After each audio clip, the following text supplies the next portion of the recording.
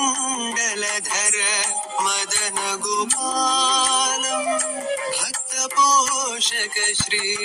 पुरन्दर विठलम् भक्तपोषक श्री पुरन्दर विठलम् वेङ्कटाचलनिलयम् वैकुण्ठपुरवासम् पङ्कजनेत्रम् परमपवित्रम् शङ्खचक्रधर चिन्मयरूपम् वेङ्कटाचलनिलयम्